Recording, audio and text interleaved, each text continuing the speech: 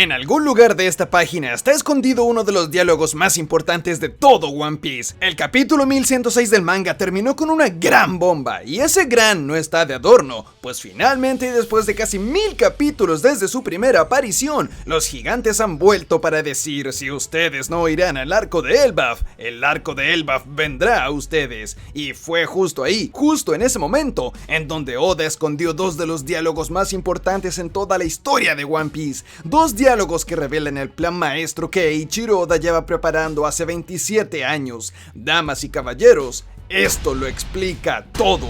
Más de 2 décadas de planeamiento y escritura delicada están a punto de explotar en el siguiente arco de One Piece, y este es el video en el cual, volviendo un poco hacia atrás, serás capaz de darte cuenta tú también el por qué el arco de Elbaf es el arco más importante en la historia de One Piece. Pónganse cómodos porque esto será toda una experiencia. Eiichiro Oda es un autor que desde el arco de Enies Lobby en adelante comenzó a emplear una técnica nueva a la hora de presentar nuevos arcos. Ya no los presentaría al momento de llegar a ellos, no lo haría tampoco en el arco anterior. No, Oda comenzaría a presentar los futuros arcos de la historia cientos de capítulos antes de que estos lleguen. Sabíamos que los piratas del sombrero de paja irían a la isla Gyojin desde finales del arco de Water 7, pues supuestamente ese era el siguiente destino, y a pesar de que no fuimos, Oda nos dejó claro ahí, 150 capítulos antes de que ocurra, señales de que algún día iríamos a ese lugar. El ejemplo más extremo quizás, y una buena muestra de cómo Oda genera hype con arcos futuros, es lo que hizo con el país de Wano, en donde, desde el arco de Thriller Bark y en el capítulo 450 del manga, Oda ya había nombrado este país y se encargó de presentarlo como un país de poderosos guerreros. Sí, 460 capítulos antes del inicio del arco en sí y más de 10 años de distancia, el autor se aseguró desde ese punto comenzar a inflar e inflar más el conflicto que algún día sucedería en el país de Wano. Si lo pensamos bien, toda la segunda mitad de One Piece, desde el salto temporal en adelante, fue en preparación del país de los samurái. Comenzamos con Pan Hazard, en donde Caesar Clown no se cansaba de hablar de lo peligroso que era el país de Wano y del poderoso ejército de Smiles que se avecinaba. Yendo más allá aún, el jefe de César, Doflamingo, a quien Luffy pudo derrotar a duras penas y cuyo arco duró 100 capítulos de manga, era realmente solo un peón de un enemigo más grande aún: Kaido. Doffy dejó en claro que esta bestia era un monstruo que iba más allá de cualquier comprensión de poder que hayamos tenido hasta ese momento, y necesito que paremos un segundo para aclararlo de la manera más sencilla posible. Eiichiro Oda sacrificó la imagen del villano más amenazante que habíamos tenido en One Piece, Doflamingo, y quien fue indirectamente el jefe de 2 arcos anteriores, solo para explicar el ridículo poder de Kaido. Así es como se le arma hype a un arco, así es como lo preparas. En Zou fue cuando por primera vez el autor comenzó a profundizar más aún en el lore y tragedia del país samurái, nuevamente hablándonos acerca de lo peligroso que era poner un pie dentro de ese lugar, haciendo que Luffy y compañía tengan que hacer una alianza para siquiera pensar en dirigirse ahí. Más adelante, en Whole Cake, la mismísima Big Mom se encargó de decir a Luffy que con todas sus nuevas marchas y poderes luego de su entrenamiento e incluso luego de derrotar a Doflamingo, que ni siquiera podría ponerle una mano encima a esa cosa, refiriéndose a Kaido. Si a eso le sumamos que en el Level Akainu recomendó no entrometerse con el país de Wano debido a la gran fuerza militar con la que contaba, y si consideramos todas las demás veces previas al arco de Wano en el cual este arco se infló e infló, entenderemos que One Piece tiene arcos especiales a los cuales Oda les encanta inflar con cientos y cientos de capítulos de anticipación, no solo presentándolos como sorpresa,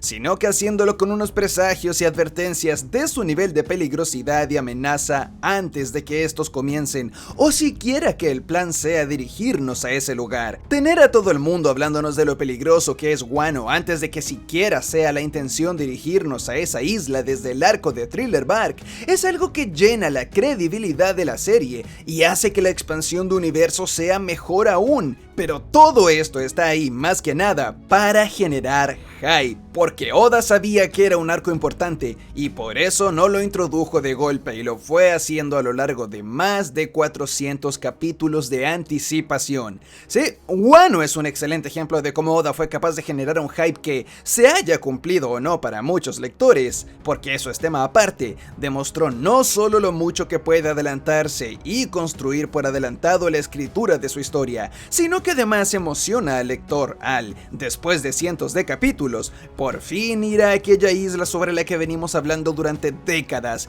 como una leyenda, y viéndola volverse una realidad. Ahora, sé que muchos deben pensar que acabo de meter el más grande relleno en la historia de mi canal, pero créanme, era importante primero dar el ejemplo de Wano para que entiendan el peso de lo que diré a continuación, y es que Oda está usando exactamente el mismo truco que usó con Wano, pero esta vez con Elbaf. Solo debemos pensar durante un segundo sobre cómo el autor ha jugado sus cartas para darnos cuenta que la preparación para este arco comenzó hace ya 25 años.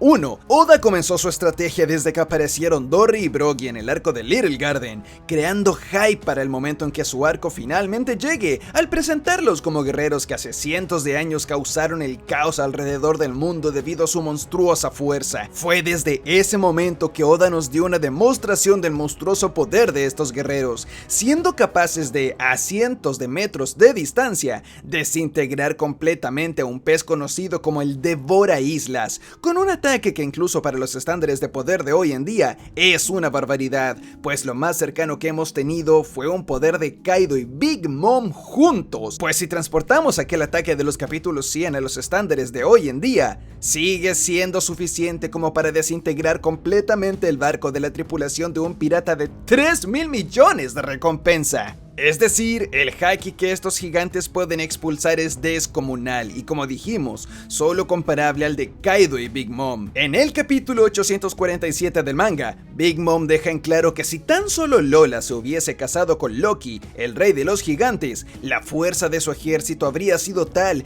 que habría podido derrotar a Shirohige, a Kagami y al mismísimo Kaido. Lo sé, mucha gente duda de la fuerza de los gigantes debido a que hemos tenido algunas escenas en la obra que podrían hacernos dudar de si realmente ellos representan la mayor fuerza destructora que se narra en las leyendas. Y sí, a lo mejor Big Mom a sus 8 años mató como a 4 gigantes. Y después de todo, lo mismo se decía de los samurái, y más allá de las vainas y de Oden, había poco para rescatar en cuanto a fuerza de batalla dentro de ese bando. Lo que la gente olvida es que, sí, quizás un gigante solo tiene apenas el poder de 100 o 200 piratas promedio del Nuevo Mundo, pero ¿qué tal 50 gigantes? ¿100?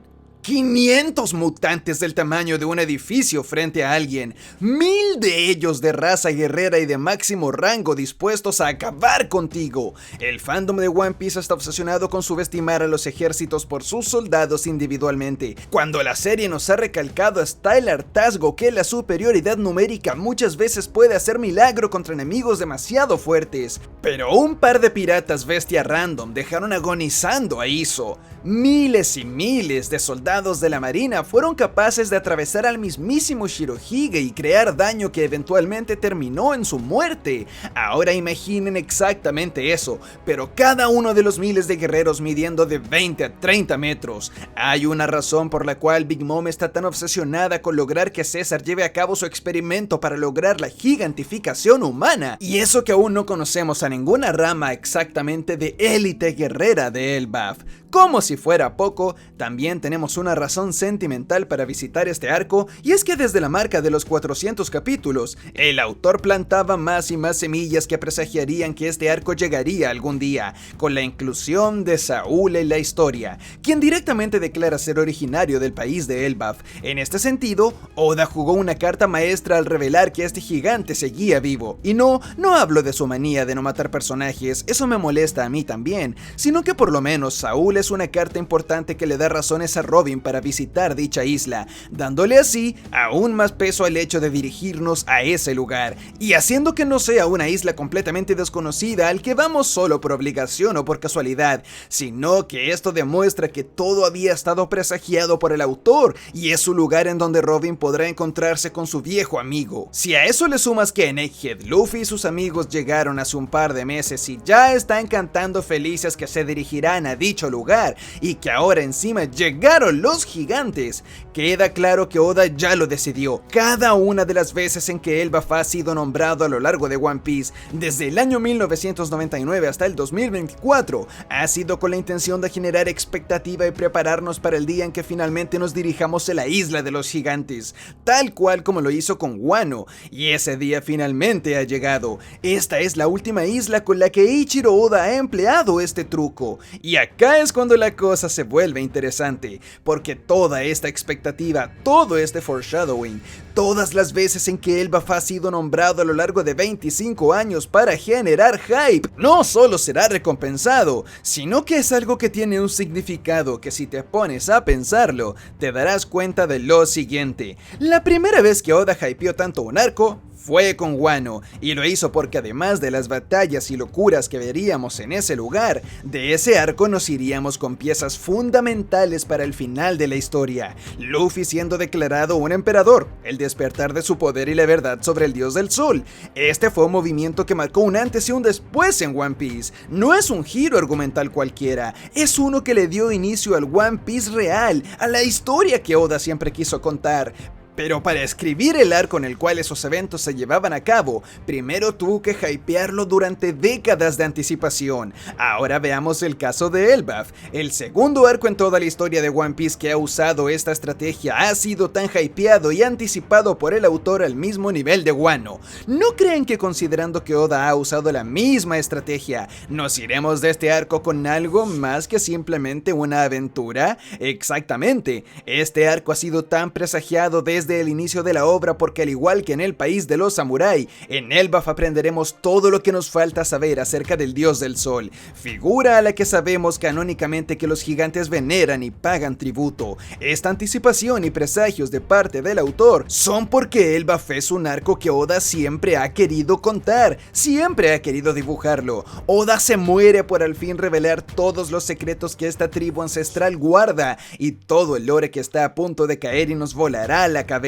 Esto quedó claro porque Oda no se aguantó y nos presentó a los gigantes en el capítulo 100 del manga. Y eso no es en vano. Wano cumplió con revelar lo principal, el nombre del dios del sol y ya. Es importante, pero realmente es bastante básico, es ambiguo, es difuso y es superficial. Elbaf está acá para aclarar las cosas e ir más profundo en todo lo que Wano dejó pendiente en cuanto a la leyenda de Nika, y será desde la boca de los mismísimos gigantes ancestrales que no han detenido su devoción por este dios durante siglos que nos enteraremos de toda la verdad acerca de este dios del sol. Y por supuesto, de su importancia en el mundo de One Piece. Toda la historia que hemos leído hasta hoy en día cambiará de un segundo a otro luego de Elbaf, pues Oda en el capítulo 1106 planteó lo siguiente: hay cosas que no pueden ser detenidas. Esto lo dice Dory al final del capítulo en complicidad con Brogy. Y mientras que para muchos puede ser una simple frase más, esta es realmente una que dice Roger en el capítulo 100 del manga, en donde declara que los sueños de un hombre, la voluntad heredada y el paso de una era son cosas que no pueden ser detenidas. Sin embargo, si lo pensamos bien, Roger no era un dios, él era solo un pirata que pudo viajar por todo el mundo. Por lo tanto, esa frase tuvo que haberla aprendido de algún lugar, y ese lugar es Elbaf. Dory y Brogy dicen que hay cosas inevitables que no pueden ser detenidas, justo cuando vienen a buscar al dios del sol, y si ponemos esta frase en el contexto de la situación, obtenemos un resultado completamente diferente, el cual es: el regreso del dios del sol era algo inevitable. En otras palabras, que no importa lo mucho que el gobierno mundial haya intentado borrar de la historia o censurar la existencia de un dios del sol, en este mundo hay cosas que simplemente no pueden ser detenidas, y la luz, el sol, la libertad y el conocimiento de este mito en el mundo, por más que se intente apagar, volverá inevitablemente en algún momento. Ha regresado el dios del sol, y ese regreso era inevitable. Debemos entender que Nika es un dios eliminado de la historia. Sin embargo, sabemos gracias a diversas pistas que el autor nos ha dado a través de One Piece que esto no fue siempre así, y que hubo un momento en el cual todas las naciones del mundo adoraban y rendían honor a este dios.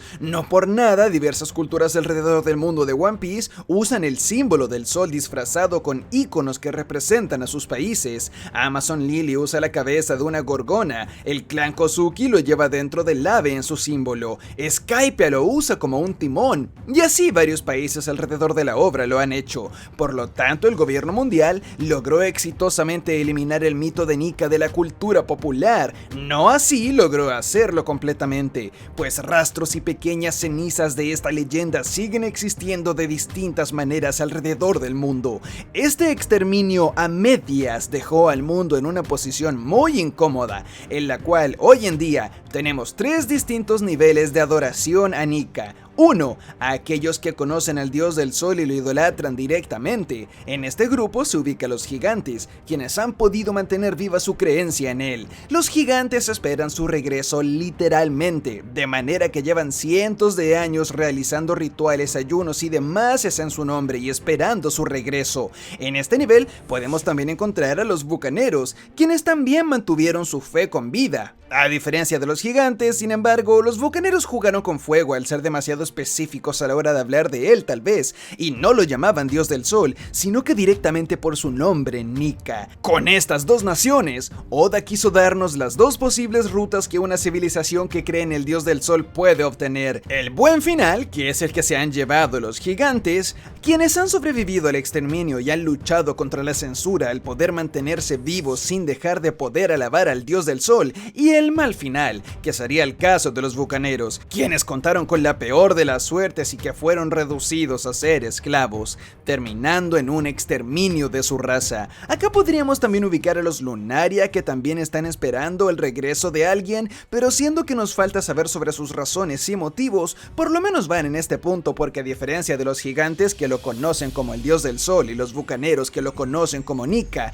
los Lunaria lo conocen por su tercer nombre, Joy Boy, y esperan su regreso. 2. El segundo nivel son las naciones que tienen cierta idea acerca del sol y su importancia, que lo relacionan con la libertad, que lo llevan orgullosamente, pero que no tienen conocimiento sobre un dios del sol en sí. El ejemplo perfecto de este nivel es la isla Gyojin. Ellos siguen de alguna manera al sol, sin saber que hay un dios de lo mismo. Pero lo más bonito acá es que, inherentemente, como por instinto, la gente de esta isla sabe que debe buscar el sol, pues este representa la libertad. Es como si instintivamente algo dentro de ellos les ordenara que deben seguir al sol, pero sin saber por qué. Este ejemplo de la isla Gyojin es uno que personalmente me encanta, pues a pesar de que ellos no saben sobre la leyenda de Nika y que no entienden su significado, eso demuestra que el gobierno mundial pudo censurar y aprisionar su conocimiento. Sin embargo, el hambre, el deseo y la búsqueda por la libertad es algo que no pueden eliminar. Ese impulso de cada ser vivo de poder vivir y disfrutar de los atributos y recursos que nos ofrece la naturaleza, ese derecho inherente que viene con cada vida, ese instinto, el deseo por la libertad, no puede ser eliminado. Por más que el gobierno así lo quiera, los seres vivos inherentemente buscarán el sol, la luz, la libertad. Es justamente ese deseo natural lo que mantiene a la isla Gyojin siempre deseando llegar y acercarse al sol, a pesar de no conocer la historia de Nika ni de la mitología adyacente a este. Sin embargo, justo como lo dijimos hace un rato, hay un tercer nivel, aquel que corresponde a las naciones del mundo que no tienen idea alguna sobre Nika, el dios del sol, Joy Boy, ni ninguna de sus variedades. Esto compone el grupo más grande, pues es prácticamente todo el resto del mundo que no pertenece a las razas recién nombradas. Las que se ubican en este puesto lo hacen por dos razones. 1. El gobierno ha triunfado en censurar cualquier bibliografía que hable de Nika, así como de cualquiera que lo transmita de boca boca a boca.